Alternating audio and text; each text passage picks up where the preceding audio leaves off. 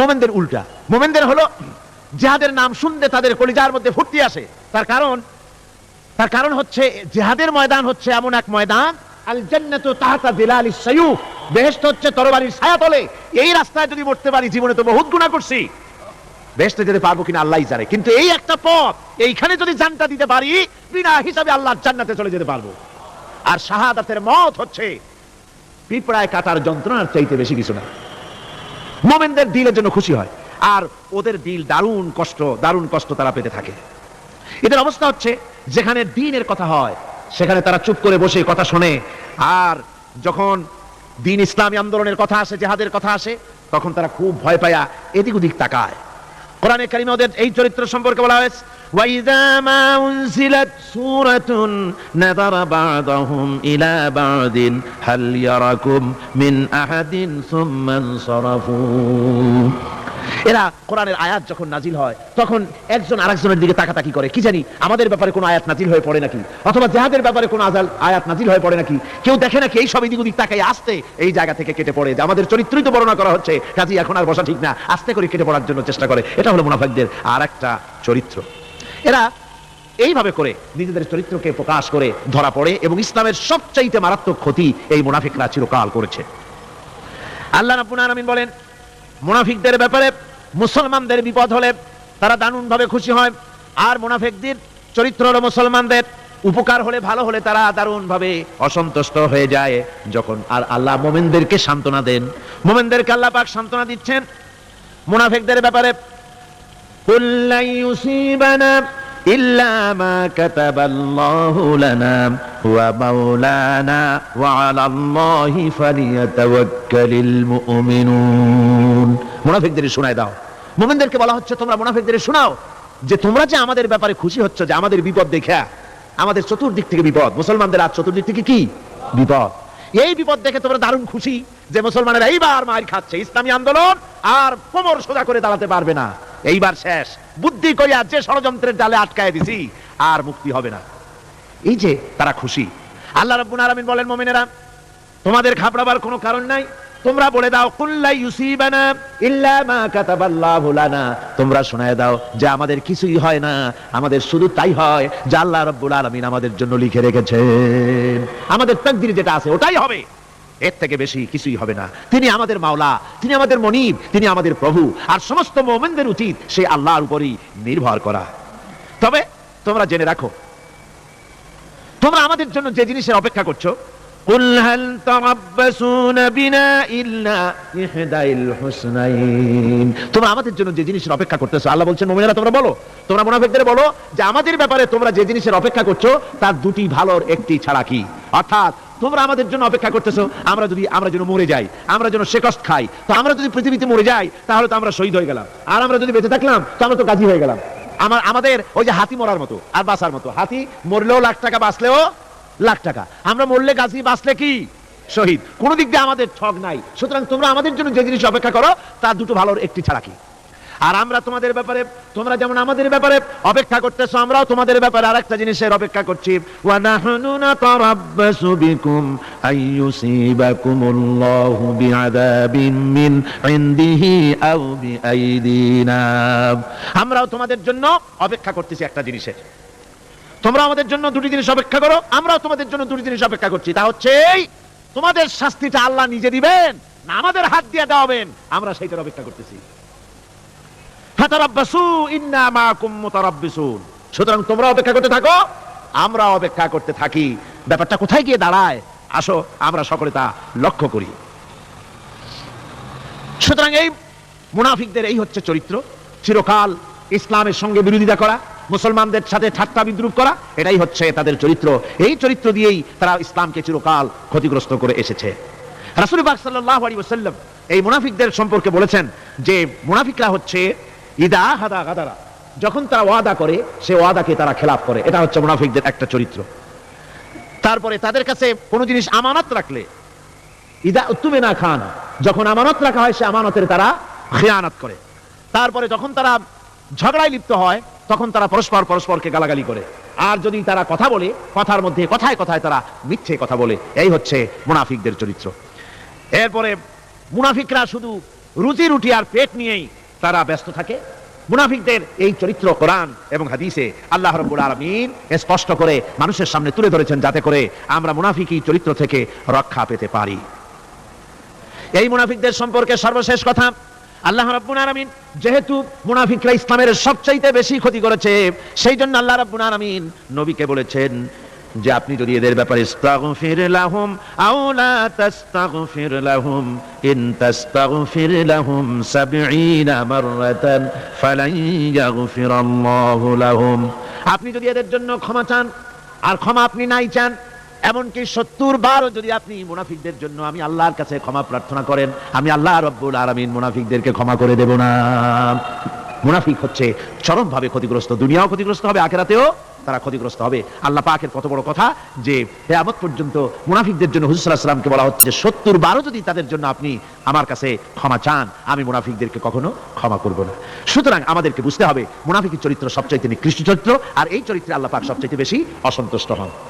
আল্লাহ পাক তাই বলছেন, কাবুরা মাকতান ইনদাল্লাহি আন তাকুলু মা লা তাফআলুন, আল্লাহর কাছে সবচাইতে বেশি ক্রোধ উদ্রেককারী এই ব্যাপারটাই যে তোমরা যা বলো তা তোমরা করো না, এটা বড় মারাত্মক ব্যাপার, আল্লাহ এটাকে সহ্য করেন না। সুতরাং মুমিনদেরকে এই আয়াত থেকে শিক্ষা গ্রহণ করতে হবে, মুনাফিকি ছাড়তে হবে, আনুগত্য করতে হবে, সবটাই আল্লাহর। কার আনুগত্য হবে?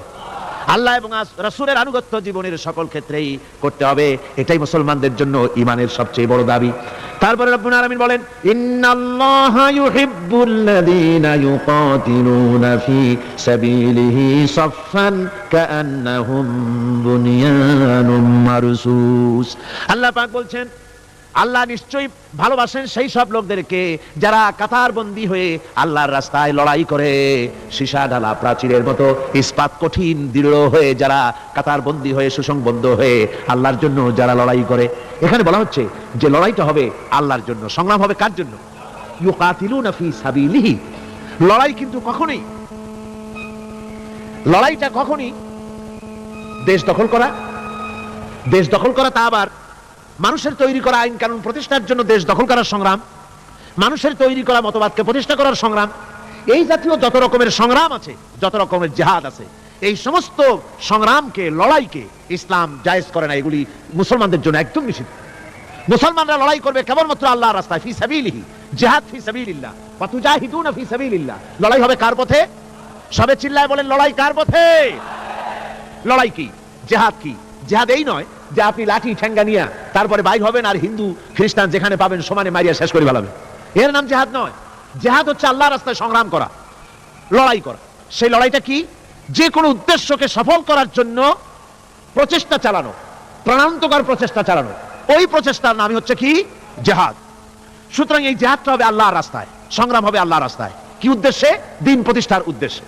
কোরআনে কারীমে রব্বুল আলামিন বলেছেন, আল্লাযীনা আমানু ইউকাতিলুনা ফি সাবিলিল্লাহ, যারা নাকি ঈমানদার তারা লড়াই করে আমি আল্লাহর রাস্তায়, আমি আল্লাহর পথে তারা লড়াই করে, সংগ্রাম করে আমার দেওয়া জীবন ব্যবস্থা প্রতিষ্ঠার জন্য। ওয়াল্লাযীনা কাফারু ইউকাতিলুনা ফি সাবিলিত তাগুত, আর যারা নাকি কাফের, ভালো করে শুনেন, আল্লাহ পাক বলছেন যারা নাকি কাফের তারাই লড়াই করে মানুষের তৈরি করা তাগুতের পথে লড়াই করে, অর্থাৎ আল্লাহর দেওয়া রাসূলের দেওয়া বিধানকে বাদ দিয়ে মানুষের তৈরি করা, অন্যের তৈরি করা মতবাদ প্রতিষ্ঠার পিছনে সংগ্রাম করে। এখন আপনি দেখেন এই পৃথিবীতে সমাজতন্ত্র কার তৈরি? মানুষের। আল্লাহর না মানুষের? জোরে বলেন, এটা কার তৈরি? আল্লাহর না মানুষের? জাতীয়তাবাদ কার তৈরি? আল্লাহর না মানুষের? পুঁজিবাদ কার তৈরি? আল্লাহ না মানুষের? সমাজতন্ত্র কার তৈরি? আল্লাহ না মানুষের? ধর্মনিরপেক্ষতাবাদ কার তৈরি? আল্লাহ না মানুষের? এই সমস্ত মতবাদকে মানুষের তৈরি করা, এসব মতবাদকে প্রতিষ্ঠিত করার জন্য যারাই সংগ্রাম করে, যারাই লড়াই করে, আল্লাহ পাক বলেছেন ওয়াল্লাযীনা কাফারু ইউকাতিলুনা ফি সাবিলিত তাগুত, এরা হচ্ছে লড়াই করে তাগুতের পথে, শয়তানের পথে। কার পথে এগুলি? শয়তানের পথ। জোরে বলেন, এই পথগুলি কার?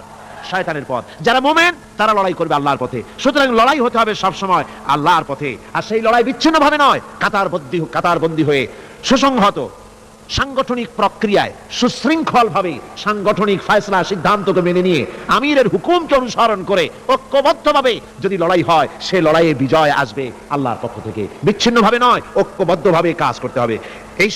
এই আয়াতের মূলনীতির ভিত্তিতে রাসূল পাক সাল্লাল্লাহু আলাইহি ওয়াসাল্লামের নেতৃত্বাধীন এমন এক মহা সামরিক শক্তি গড়ে উঠেছিল, যার সামনে তদানীন্তন রোম পারস্য পদানত হয়েছিল। সুবহানাল্লাহ পড়ে। সুতরাং এমন একটি বাহিনী গড়ার জন্য মুমিনদের প্রতি বলা হচ্ছে যে তোমরা হবে সেই ধরনের বাহিনী যারা নাকি লড়বে আল্লাহর রাস্তায়, আল্লাহর পথে লড়াই করবে নিজেদের জান এবং মাল দিয়ে, ঐক্যবদ্ধভাবে। তারপরে আল্লাহ রাব্বুল আলামিন বলছেন, ওয়া ইয ক্বালা মূসা লিকাওমিহি ইয়া কওমি লিমা তুযুনানি ওয়া ক্বাদ তা'লামুনা আন্নী রাসূলুল্লাহি ইলাইকুম ফালাম্মা যাগু আযাগাল্লাহু কুলুবাহুম আল্লাহু লা ইয়াহদিল কওমাল ফাসিকিন। স্মরণ করো মূসা আলাইহিস সালামের কথা। এই কথাগুলি আল্লাহ মুসলমানদের স্মরণ করাচ্ছেন। কাদেরকে? মুসলমানদেরকে। মূসা আলাইহিস সালামের কথা স্মরণ করো। তিনি তার কওমদেরকে বললেন, হে কওম, হে আমার জাতি, তোমরা কেন আমাকে উৎপীড়িত করছো, কেন আমাকে কষ্ট দিচ্ছ? ওয়াকাদ তা'লামুনা আন্নী রাসূলুল্লাহি ইলাইকুম, আর একথা তোমরা ভালো করেই জানো যে আমি তোমাদের জন্য রাসূল হয়ে এসেছি আল্লাহর পক্ষ থেকে। বন্ধুগণ, কোরআনে কারীমে একথা বলা হয়েছে, সর্বত্র প্রায় এসেছে, নবীদের উপরে সমকালীন যুগের লোকেরা নবীদেরকে কষ্ট দিয়েছে, মুসিবত দিয়েছে। কারণ কি? নবীদের স্বভাব খারাপ ছিল, তাই নাকি? নাউযুবিল্লাহি মিন যালিক। নবীরা স্বভাব চরিত্রের দিক থেকে সর্বশ্রেষ্ঠ। নবীদের জন্য সমকালীন লোকেরা খেপলো কেন? খেপেছে একটাই কারণ ছিল। নবীদের বিরুদ্ধে খেপার একটি কারণ, তা হচ্ছে নবীরা দুনিয়ার মানুষের সামনে বলেছেন, ইয়া কওমি ইবুদুল্লাহা মা লাকুম মিন ইলাহিন গায়রু। নবীরা দাওয়াত দিয়েছেন, ও আমার কওম, ও আমার জাতি, এক আল্লাহ ছাড়া কারো গোলামি করা যাবে না, কারো আনুগত্য করো না, দাসত্ব করো, গোলামি করো একমাত্র আল্লাহ রাব্বুল আলামিনের। অন্য আয়াতে এসেছে, আল্লাহ পাক বলেছেন, ওয়ালাকাদ বা'আসনা ফি কুল্লি উম্মাতির রাসূলা আন ইবুদুল্লাহা ওয়াজতানিবুত তাগুত। আমি এমন কোন জাতি নাই, এমন কোন দল নাই যাদের জন্য নবী প্রেরণ করি নাই। নবীরা গিয়া তাদেরকে বলেছেন, এক আল্লাহর গোলামি করো, আর মানুষের দাসত্ব, তাগুতের গোলামি বর্জন করো, আল্লাহর গোলামি করো। এই কথা বলার সঙ্গে সঙ্গে তাগুত খেপে গেছে। কে খেপে গেছে? কে খেপেছে? তাগুত সহ্য করতে পারে নাই। তাগুত বলা হয় সেই শক্তিকে, যে শক্তি নিজে শুধু আল্লাহর আইন অমান্য করে বসে থাকে না, অন্যদেরকেও আল্লাহর আইন অমান্য করতে বাধ্য করে। ওরাই খেপে গেল। ওরা খেপে মার আরম্ভ করে দিল। হযরতে মূসা আলাইহিস সালাম মার খেয়েছেন।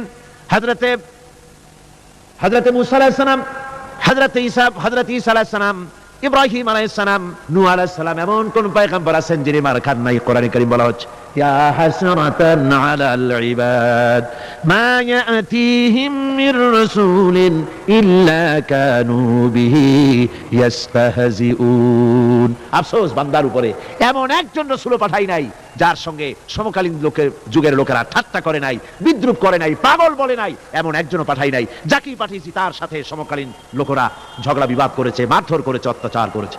বিশ্বকবি, কবি সম্রাট আল্লামা ইকবাল রহমাতুল্লাহ আলাইহি বলেছেন, সতীজা কা রহা হ্যায় আজল সে তা ইমরোজ, সতীজা কা রহা হ্যায় আসল সে তা ইমরোজ, चरागे मुस्तफा भी से शरारे बुलाबीस।